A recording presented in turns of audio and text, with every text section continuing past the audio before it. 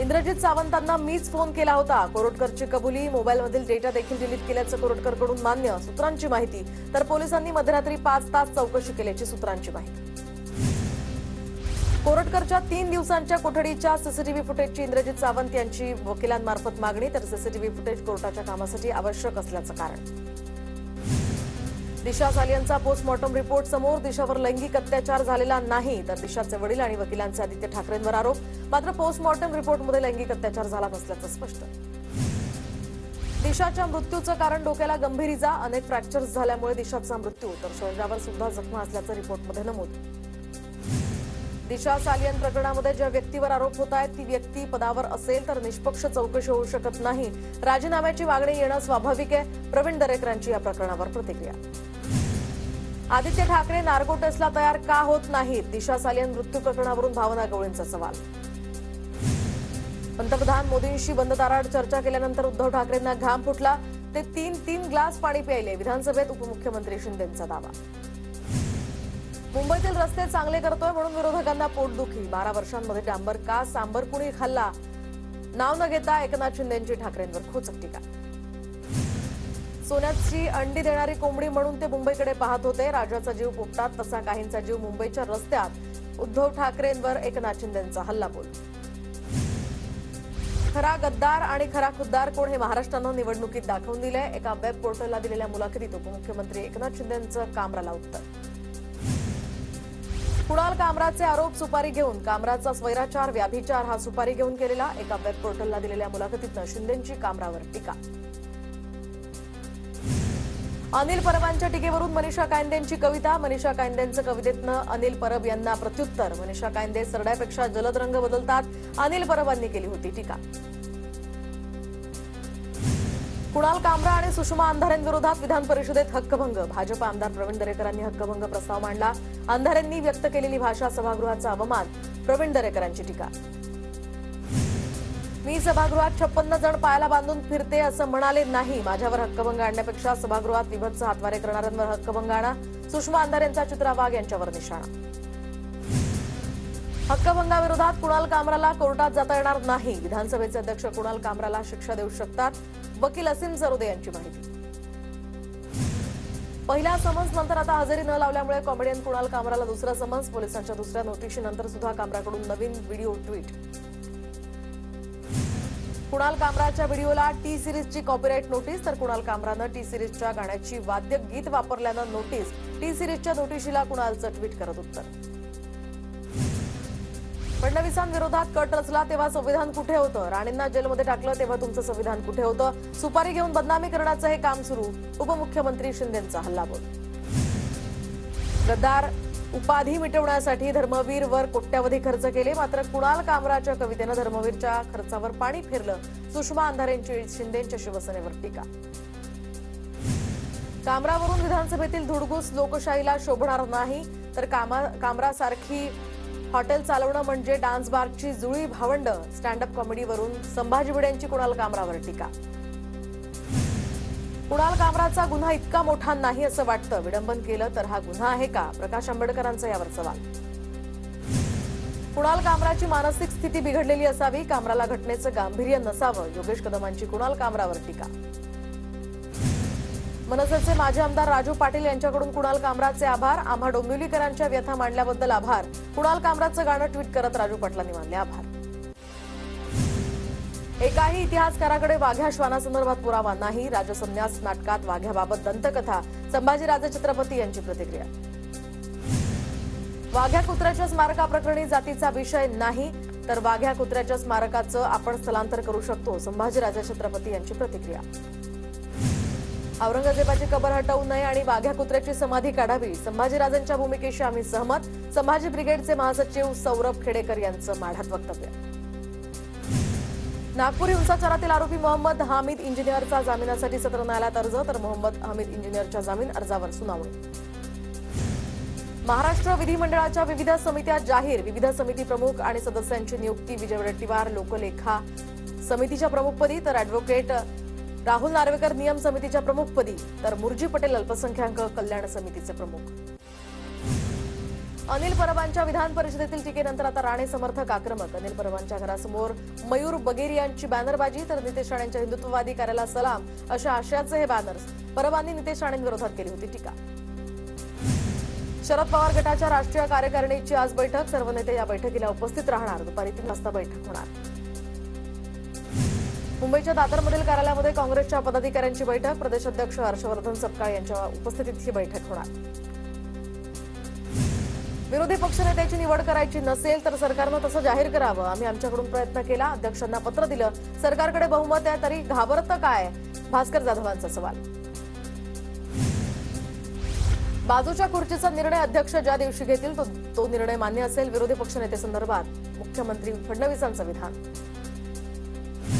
विधानसभेत मुख्यमंत्र्यांनी उत्तम भाषण केलं, त्यांचं अभिनंदन. भास्कर जाधवांची प्रतिक्रिया. विरोधी पक्षनेत्याची निवड व्हायला हवी. मोठ्या मनानं विरोधी पक्षनेत्याची निवड करा. जयंत पाटलांसह वडेट्टीवारांची मागणी. विरोधी पक्ष पूर्णपणे नापास झाला. कुणाल कामराच्या मुद्द्यात गुंतण्याची काय आवश्यकता होती? भाजप नेते सुधीर मुनगंटीवार यांचा विरोधकांवर निशाणा. विरोधी पक्षनेता निवड विधानसभा अध्यक्षांचा अधिकार तर लोकसभेला 10% संख्या नव्हती तेव्हा तिकडे सुद्धा विरोधी पक्षनेता नव्हता. अजित पवारांची यावर प्रतिक्रिया. पवारांच्या राष्ट्रवादीतून आमच्याकडे आमदार येतील या चर्चेला अर्थ नाही. सगळ्यांनी आहे तिथेच राहावं आणि काम करावं. अजित पवारांची प्रतिक्रिया.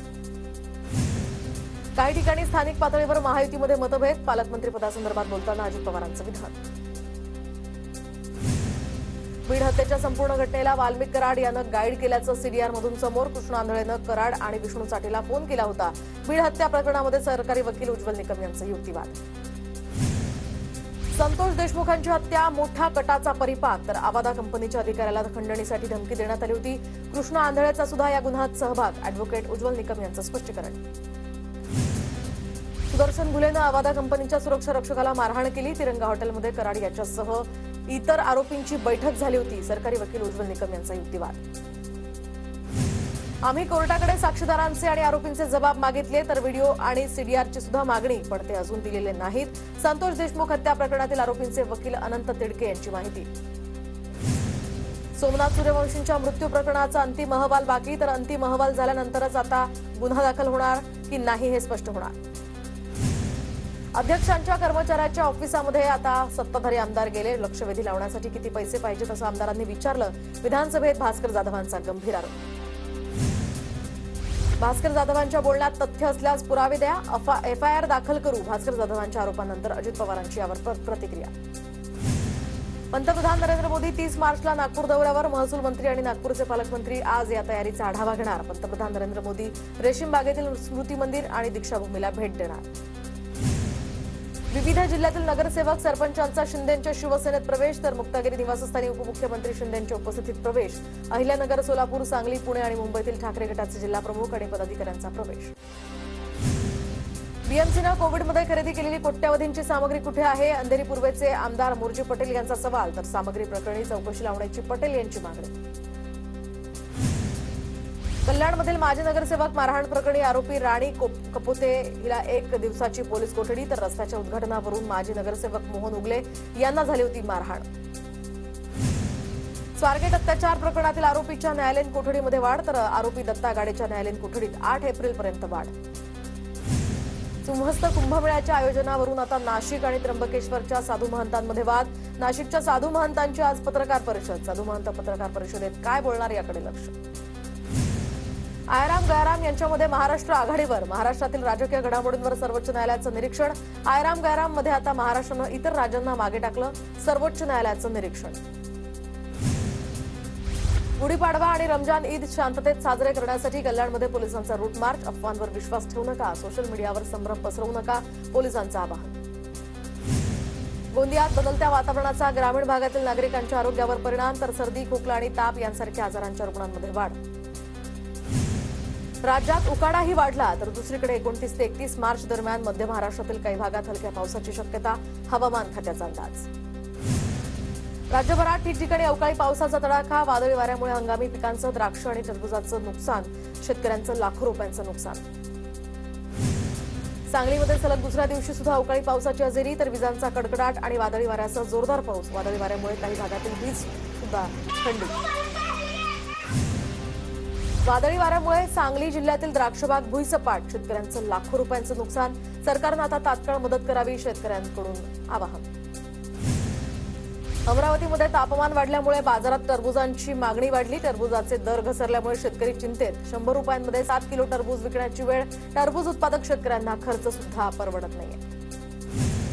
धुळ्यामध्ये भाजीपाल्यांचे दर वाढले तर 300 रुपये कॅरेटनं टोमॅटोची विक्री. चांगला भाव मिळत असल्यामुळे शेतकऱ्यांमध्ये सुद्धा समाधानाचं वातावरण. राज्यातील मोठ्या शहरातील वाहतूक कोंडीची केंद्राकडून दखल. केंद्र शासन वाहतूक आराखडा तयार करणार. पुण्यासह राज्यातील नवी मुंबई, ठाणे, औरंगाबाद, नाशिक, नागपूर या शहराचा यामध्ये समावेश. कंत्राटी कामगार संपावर गेल्यामुळे नागपुरातील आपली बस ठप्प तर वेतनाचा प्रश्न सोडवण्यात महापालिका अपयशी ठरल्यामुळे कर्मचारी संपावर. बस सेवा ठप्प झाल्यामुळे शालेय विद्यार्थी आणि नोकरदारांना नाहक त्रास.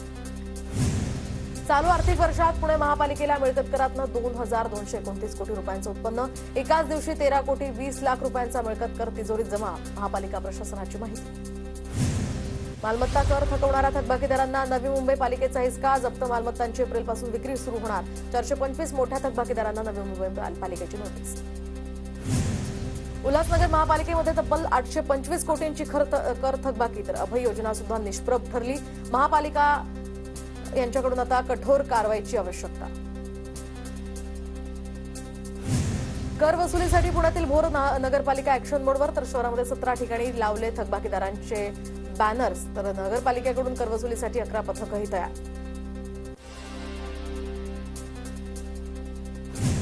धुळ्याच्या दोंडाईच्या नगरपालिकेचा 182 कोटी 10 लाखांचा अर्थसंकल्प सादर. मुख्याधिकारी आणि प्रशासक देवेंद्र परदेशी यांनी अर्थसंकल्प सादर केला. परभणीमध्ये महावितरणकडून गावात सरसकट वसुली केली जात असल्याचा आरोप. छावा संघटनेकडून तहसीलदारांकडे या संदर्भात तक्रार. गोंदियाच्या आमगावमध्ये खंडित वीज पुरवठ्यामुळे शेतकरी हैराण. दिवसभरात 4 ते 5 तास वीज पुरवठा खंडित होत असल्यामुळे पिकं सुकू लागली.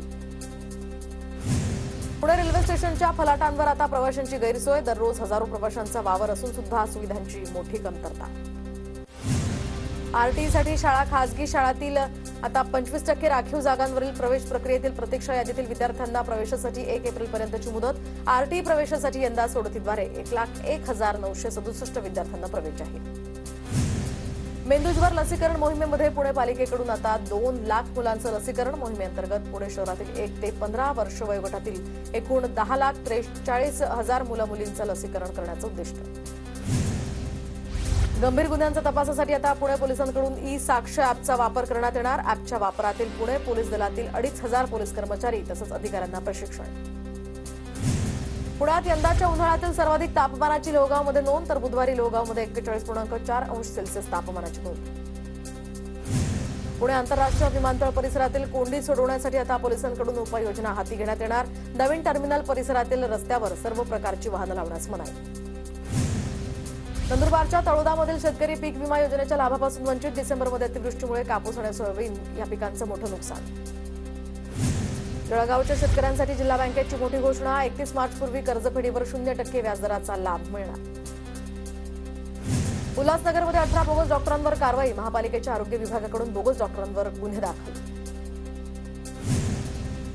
बीडचे निलंबित पीएसआय रणजित कासलेंची गाडी फोडली. रणजित कासले हे धनंजय मुंडेंवर आरोप. मुंडे समर्थकांनी गाडीच्या काचा फोडल्याचा कासलेंचा आरोप. पालघरमधील जलजीवन मिशन योजनेच्या निकृष्ट कामाविरोधात कष्टकरी संघटना आक्रमक. मुख्य कार्यकारी अधिकाऱ्यांच्या दालनात आंदोलकांचा घेराव. अहिल्यानगरच्या राहुरीमध्ये महापुरुषांच्या पुतळ्याचं विटंबन. संतप्त जमावानं 3 तास नगर मनमाड महामार्ग रोखून धरला. जळगाव महापालिकेवर डॉक्टर बाबासाहेब आंबेडकर सार्वजनिक उत्सव समितीचा मोर्चा. डॉक्टर बाबासाहेब आंबेडकरांच्या पुतळ्याचं सुशोभीकरण करण्याच्या मागणीसाठी हे आंदोलन. बदलापुरातील बड्या गृहप्रकल्पामध्ये आता ग्राहकाची फसवणूक झाल्याची माहिती. कागदावर दुप्पट क्षेत्रफळ, प्रत्यक्षात मात्र क्षेत्रफळ अर्ध्यापेक्षा सुद्धा कमी असल्याची माहिती. नंदुरबारमधील जिल्हा परिषद आणि खासगी मराठी माध्यमिकमध्ये सीबीएसई पॅटर्न सुरू होणार. शिक्षण विभागाकडून सीबीएसईची तयारी सुरू. जिल्हा परिषद आणि मराठी माध्यमिक शाळांची पटसंख्या कमी होत असल्यामुळे सीबीएसईचा पॅटर्न राबवला जाणार. जळगावच्या गोदावरी अभियांत्रिकी महाविद्यालयामध्ये ट्रेडिशनल आणि ग्रुप डे जल्लोषात साजरा. विद्यार्थ्यांनी पारंपरिक वेशभूषेत सहभागी होत भारतीय संस्कृतीचा सन्मान केला.